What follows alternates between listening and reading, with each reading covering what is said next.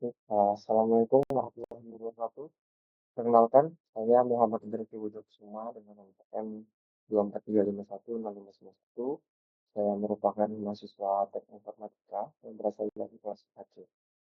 Pada video kali ini saya akan membuat tugas yaitu pada mata kuliah pemrograman web tentang mempelajari serta belajar secara mandiri menggunakan web with school tentang apa itu TypeScript.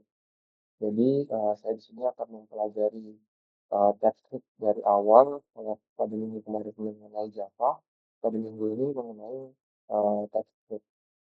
Jadi, langsung saja, TypeScript adalah JavaScript dengan tambahan sintaks tipe data. Jadi, apa itu TypeScript? TypeScript itu adalah superset sintaksis dari JavaScript yang menambahkan pengetikan statis. Pada dasarnya, ini berarti TypeScript mengembangkan sintaks di atas JavaScript. Jadi di dalam JavaScript itu terdapat TypeScript yang memberikan garis besar untuk memungkinkan uh, pengembang menambahkan tipe data. Jadi mengapa harus saya menggunakan TypeScript? Jadi TypeScript adalah bahasa pemrograman dengan tipe data yang longgar. Terus memahami jenis apa yang dikirimkan oleh dalam JavaScript bisa jadi sulit. Selanjutnya dalam JavaScript, parameter dan variabel fungsi tidak memiliki informasi apapun. Jadi, pengembang perlu melihat dokumentasi atau menebak berdasarkan implementasi yang ada. Selanjutnya, TypeScript memungkinkan penentuan tipe data yang dilewatkan di dalam kode dan memiliki kemampuan untuk melaporkan kesalahan ketika ada tipe data yang tidak cocok. Nah, jadi TypeScript itu banyak gunanya di dalam JavaScript. Selanjutnya, sebagai contoh, TypeScript akan melaporkan kesalahan ketika memberikan string ke dalam fungsi yang menarik kemana. Jadi kita tidak bisa memberikan sembarang terhadap dalam mengikuti sehingga pada kita memberikan fungsi yang menghasilkan info. Selanjutnya, JavaScript tidak akan berfungsi. Jadi jika dilakukan hal di dalam sini maka JavaScript tidak akan berfungsi. Intinya TypeScript menggunakan pengecekan tipe data pada saat komplikasi. Artinya program akan memeriksa apakah tipe data yang cocok sebelum menjalankan kode dan sampai kode berjalan. Jadi itulah guna dari TypeScript tadi. Kalau kode JavaScript biasanya kan kita terlebih dahulu mencari baru kita mengetahui apakah kode tersebut cocok atau tidak. Hmm. Tapi kalau pada TypeScript ini dia akan ditentukan dulu sebelum menjalankan kode, bukan saat kode itu sedang berjalan. Selanjutnya, bagaimana cara menggunakan TypeScript? Jadi, salah satu cara menggunakan TypeScript adalah menggunakan compiler TypeScript resmi yang mentranspilasi kode TypeScript menjadi JavaScript. Bagian selanjutnya yaitu menunjukkan cara membentuk compiler untuk file lokal. Nah, selanjutnya di sini ada uh, syarat dan lepas itu yang tepat untuk variabel teks ucapan. Nah, jadi bisa saja kita menambahkan string. Nah, jadi penggunaan string itu digunakan untuk penggunaan huruf. Huruf itu kata, jadi tidak bisa kalau kita memasukkannya jenis angka. Itu dari string. Selanjutnya yaitu mengenai panduan menggunakan TypeScript. Jadi compiler TypeScript, TypeScript dikompilasi menjadi JavaScript menggunakan sebuah compiler. Nah, konservasi TypeScript menjadi JavaScript berarti kode tersebut dapat dijalankan dimanapun JavaScript dijalankan. Yang pertama kita disuruh menginstal kompilator. TypeScript memiliki compiler resmi yang dapat diinstal melalui npm. Jadi apa itu npm? Jadi di dalam proyek kita nanti ada namanya npm, jalankan perintah berikut untuk menginstal compiler. Nah, ini namanya npm. npm install TypeScript subject. Maka yang seharusnya memberikan Anda hasil yang mirip dengan seperti ini. Contoh, it's satu package and audits dua package dan dua respon maupun vulnerabilities. Kompiler dipasang di Linux mode directory dan dapat dijalankan dengan npx TSC. Jadi di situ yang harusnya memberikan Anda yang hasil mirip dengan ini version 4.55. Terus itu the test script atau compiler version 4.55. Diikuti oleh daftar semua perintah pun. Selanjutnya, instalasi secara global. Menginstal Statscape secara global berarti menambahkan TSC perintah tersebut ke sistem Anda atau pad sehingga tersedia dari folder manapun. Contohnya nih seperti ini. npm install tanda kurang atau tanda garis penghubung dia tekstur. Besto contoh TSC penghubung fields. Keuntungannya, jadi akses tempat TSC dari proyek atau direktori manapun berguna untuk mencoba perintah, pelajar atau script sekali dipakai. Beberapa editor atau pilot dapat mendeteksi compiler global secara otomatis. Nah, itu merupakan keuntungan-keuntungan dari compiler tadi. Sedangkan kekurangannya, mesin yang berbeda atau rekan satu tim mungkin memiliki versi global yang berbeda. Dapat menyimpang dari versi yang diharapkan di proyek Anda atau di proyek yang sedang kita lakukan bersama rekan kita yang menyebabkan masalah kecil.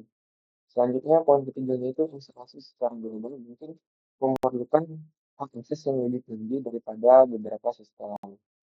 Jadi praktik terbaik adalah mengintegrasi script sebagai proyek development deployment dependency dan menjalankan fungsi aplikasi sehingga pastinya konsisten di berbagai lingkungan.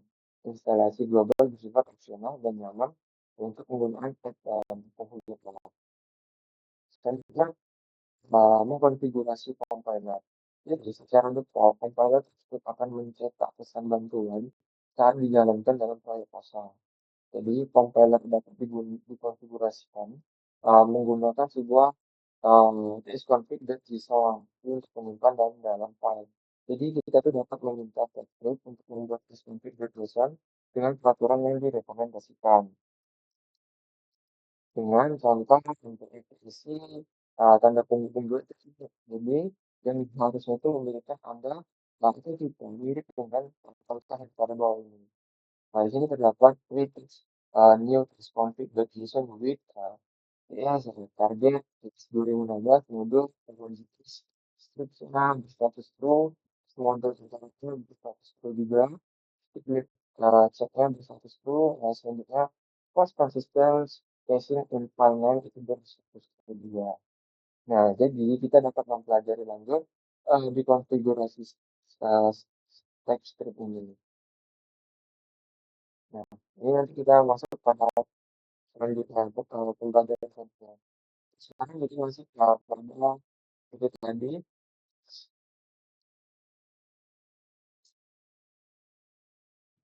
Nah, selanjutnya ini adalah berikut contoh hal-hal lain yang kita dapat tambahkan di dalam responsif design. Jadi di dalam contoh itu terdapat input diskresi compiler option clear build.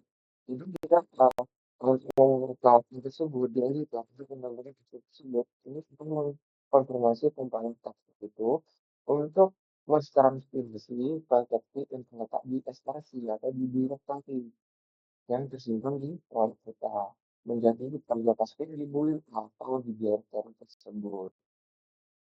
Jadi program test pertama, nih kita diberikan program test pertama Anda. Mari kita buat program Hello World sederhana untuk memverifikasi pengaturan test Anda. Jadi membuat file baru bernama hello.ts yang terisi sebagai berikut. Nah, karena saya sebelumnya belum untuk melakukan uh, compiler di dalam JavaScript. Jadi sekarang saya akan belajar terlebih dahulu di dalam waitlist ini. Jadi di sini kita perlu memahami untuk buat yang baru bernama hello.ts ini seperti ini. Hello.ts, hello.ts function ini function untuk berisikan name ataupun string. Nah, jadi string itu kan bertipe Learning itu bertipe data stream. Jadi, Nah, jadi kita bisa mengisi nanti perbaikan di sini dengan tulisan eh, pattern hello terus complex string break word. Jadi bisa saja nanti dapat yang kita dapat itu adalah hello world. Selanjutnya kita akan menghasilkan hello JSON. Ya, jadi untuk menghasilkan hello JSON itu akan query yang sama juga. Nah, jadi function break, name, return hello, content, terus melakukan message sebagai uang misal deadlock ini untuk melakukan pencatatan ini terakhir menjalankan ini. Poin ketiga itu jalankan JavaScript yang telah dikompilasi. Jadi setelah kita melakukan kompilasi, not hello JSON, kita akan melihat hasilnya. Nah, setelah kita melakukan tadi, kita dapat melakukan contoh seperti ini, maka output yang kita dapatkan adalah seperti ini. Hello, nah, selanjutnya share dan lepas perintah dapat mengkompilasi file TXT. Hmm, sudah dijelaskan tadi sepertinya untuk melakukan file TXT itu pada sebentar saya untuk yang ditambah.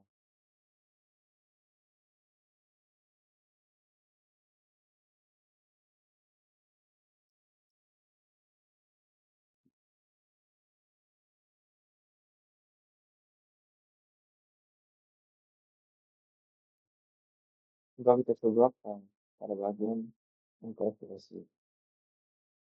Nah, baik. Jadi, jangan ya share dan lepas perintah untuk mengkompilasi file tersebut itu dapat pada MPTSI, di mana jawaban itu sudah ada di dalam sebuah web ini, jadi kita perlu mempelajari secara mendalam dan benar-benar memahami. Selanjutnya itu mengenai tipe sederhana. Tipe sederhana dalam TypeScript.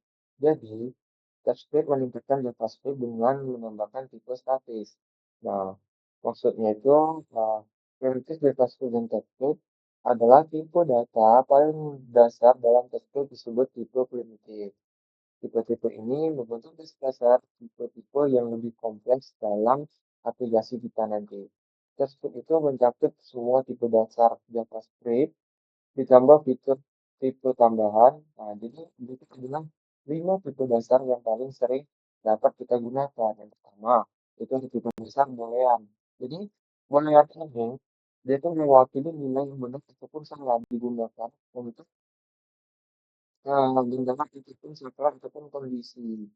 Jadi, untuk contoh dari kita itu seperti ini, perspektif bolehan, sedangkan atau berstatus true, jadi exponential ini dengan pilihan false. Nah, jadi dengan fungsinya tadi itu bisa melakukan sebuah kondisi, bagaimana kondisi itu, apakah kondisi itu true ataupun kondisi itu false. Selanjutnya itu ada nomor. Nomor atau mempresentasikan bilangan bulat dan bilangan floating point. Ketik menggunakan tipe data yang sama untuk semua nilai numerik. Jadi contohnya itu seperti ini. Decimal number dengan kita dapat mengisi parameter itu dengan ini di sini sudah contohnya itu dengan contoh dituliskan angka 6. Selanjutnya untuk hex number itu dengan B.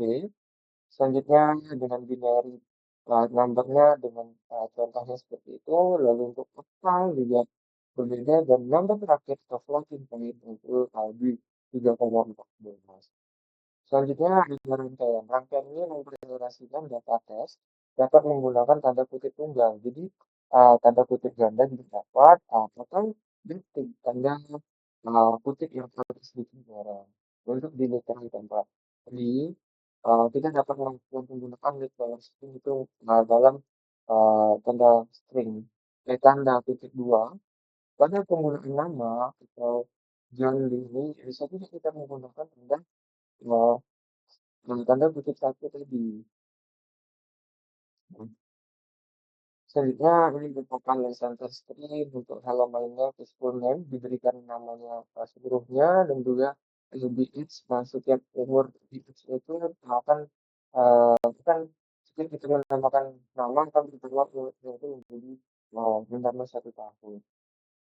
Selanjutnya yaitu ada Big FSI atau IS 2020 Plus mewakili bidang yang bulat yang lebih besar dari 2,53. Nah, jadi contohnya itu box number di F. Nah, ini merupakan sebuah bilang bulat yang lebih besar dari 253 bintang satu ya di penghubung satu ini. Jadi tentunya selanjutnya pada bagian simbol. Simbol membuat pengenal unit yang berguna untuk membuat fungsi properti dan kelas tanpa yang unik. Jadi, once you need to repay, simbol, pseudo description, once PDG, you need to repay, this is unit yang property.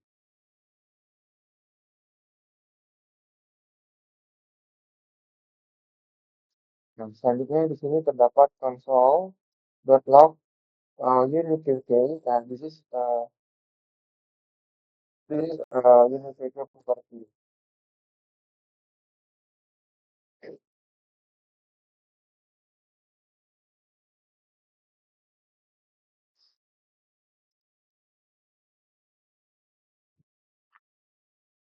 Selanjutnya, itu pada bagian di sini terdapat pelatihan di mana serif dan lepas tipe tepat untuk variabel to step tersebut.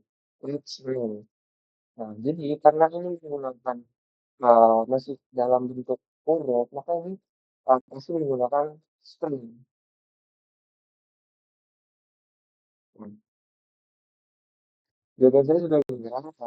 Selanjutnya saya akan melanjutkan pembahasan tentang TypeScript explicit dan explicit TypeScript. Jadi, orientasi dan inferensi type. TypeScript menawarkan dua cara untuk bekerja dengan tipe data. Yang pertama itu penentuan tipe explicit. Dan kita dapat secara eksplisit mendeklarasikan tipe variabel. Yang kedua, inferensi tipe. TypeScript secara otomatis menentukan tipe berdasarkan nilai yang diberikan. Jadi selanjutnya, kapan kita menggunakan setiap pendekatan? Di sini sudah dijelaskan di dalam web ini kita bisa mempelajari secara lengkap mulai dari nol hingga sampai kita memahaminya. Jadi saya pun di sini juga masih melakukan pembelajaran secara mandiri untuk mengenai tentang dari TypeScript itu. Baik, saya lanjutkan. Kapan kita menggunakan setiap pendekatan? Gunakanlah tipe eksplisit itu untuk parameter fungsi dan tipe nilai kembalian. Literal object ketika nilai awal mungkin, bukan tipe akhir.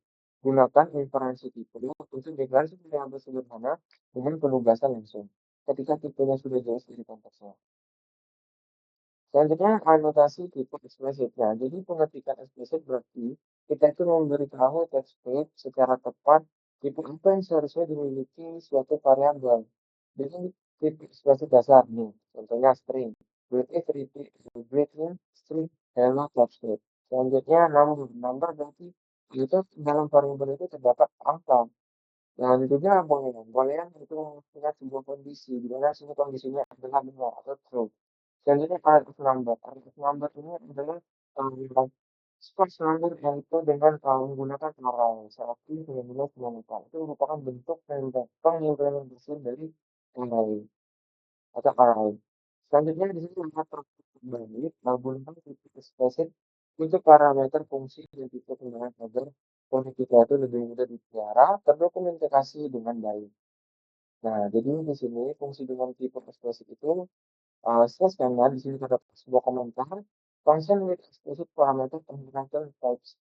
Ini function with string dan juga terdapat return value itu name. Selanjutnya di sini terdapat sebuah komentar tekstur melakukan serial plus the parts implemented. Jadi ini di sini dia untuk menentukan sebuah kondisi break list atau ini memberi komentar oke dan juga break berdua itu arah argumen terus untuk is enable to parameter of type string. Nah, selanjutnya, nah ini merupakan sebuah contoh yang dimana kita menggunakan sebuah string itu isinya juga harus jelas. Itu sebuah penggunaan itu huruf, bukan seluruh string ini itu angka. Makanya jika kita menggunakan angka, yang kita dapatkan adalah maka yang kita dapatkan adalah elit. Jadi hubungan of type itu pula is not examinable. Itu adalah type string. Nah, jadi ini bertipe sering jangan diisi oleh angka. Selanjutnya itu ada inferensi tipe. Nah, catchphrase itu secara otomatis menentukan atau menyebutkan tipe suatu variabel berdasarkan nilai awalnya. Contohnya seperti ini, catchphrase inverse string, list username alias, catchphrase inverse number. Nah, ini merupakan contoh yang sudah benar dilakukan sesuai dengan kodenya. Nah, selanjutnya di sini keselamatan tipe dalam praktik. Jadi, kesalahan ketidakcocokan tipe ekspresif. Nah, di sini terdapat negation string atau list. Nah, ini merupakan contoh penggunaan yang sudah benar. Sedangkan pada list dengan sambungan kedua, ini contoh dari ketidakcocokannya tipe ekspresif. Karena tipe yang digunakan di sini adalah berbentuk string. Sedangkan untuk yang kedua, ini adalah tipe data yang digunakan untuk integer. Selanjutnya adalah ketidaksesuaian tipe implicit. Nah, jadi di sini juga penggunaannya sangat benar. Like export dengan pengisian angka yaitu 100. Nah, ini jenis number. Selanjutnya di sini terdapat sebuah tulisan height, di mana ini tulisan bersifat bukan dalam berbentuk tipe string, bukan berbentuk number. Selanjutnya JavaScript versus TypeScript. Dalam JavaScript, kode tersebut akan berjalan tanpa kesalahan yang berpotensi menyebabkan sebuah bug. Jadi, perilaku JavaScript ini uses valid JavaScript but can lead to bugs. Function of dari variable A ataupun B, return ditambah B, konsol waktu 5,3 return 3. Nah, oke. Selanjutnya di sini kita mendeteksi masalah ini pada saat kompilasi. Kemudian testing function number, B numbers, return A tambah B. Oke. Terus selanjutnya ketika testing tidak akan menentukan suku data meskipun inferensi type script sangat penting. Ada kasus di mana ini tidak bisa menentukan tipe yang benar. Dalam situasi ini, testing kembali menggunakan ini tipe default yang melakukan pemeriksaan tipe. Selanjutnya di sini sering terdapat cara yang benar untuk mendefinisikan variabel teks secara eksplisit dan tekstil. Secara eksplisit berarti John. Nah, jadi itu penggunaannya dari mainstream. Ini benar aku. Selanjutnya yaitu jenis tipe-tipe khusus dalam TypeScript. TypeScript menyertakan beberapa tipe khusus yang memiliki perilaku spesifik dalam sistem tipe. Tipe ini digunakan uh,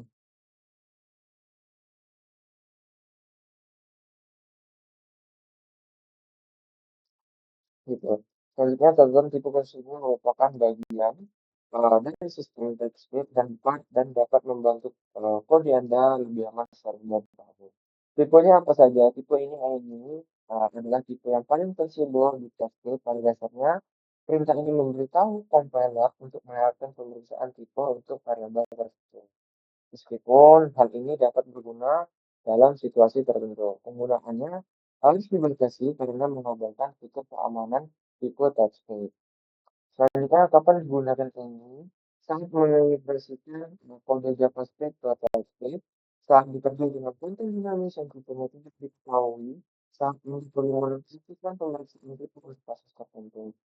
Selanjutnya, contoh tipe ini menggunakan ini dan akan menimbulkan kesalahan. Contoh tarik ini. Review sambungan to. Use sambungan atau sambungan string.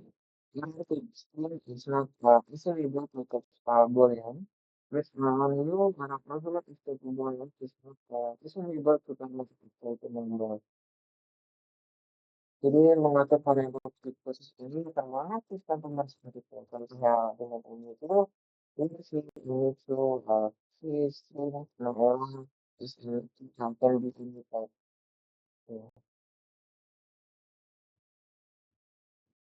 Jadi perbedaan utama antara Linux dan Linux harus diperiksa tipenya sebelum digunakan. Jadi kita dapat mengakses properti suatu Linux tipe kantor penegasan tipe yang kita dapat memanggil atau membuat nilai dan tipe tersebut. Ini selanjutnya kita verifikasi melakukan nol. Oke, nah pembahasan selanjutnya itu tadi detail enroll memiliki tipe-tipe masing sebagai halnya string number. Secara default tipe-tipe ini dapat ditetapkan ke tipe-tipe lain apapun. Undefined artinya sebuah variabel yang dideklarasikan tapi belum diberi nilai. Nol adalah penugasan eksplisit mewakili nilai objek apapun. Dalam tipe keduanya memiliki tipe masing-masing atau undefined nol secara berturut-turut dengan strict logic, pengaktifan fitur ini tentu harus memahami tipe-tipe ini secara spesifik. Di sini kita dapat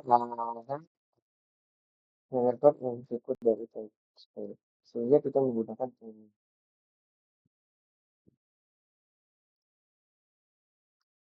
Oke, mungkin pembelajaran saya mengenai TypeScript untuk berhenti di sini dulu. Untuk selanjutnya akan dilanjutkan pada minggu selanjutnya. Lebih dan kurang saya sangat mohon maaf. Saya akhiri, wabillahi taufiq wal hidayah. Wassalamualaikum warahmatullahi wabarakatuh.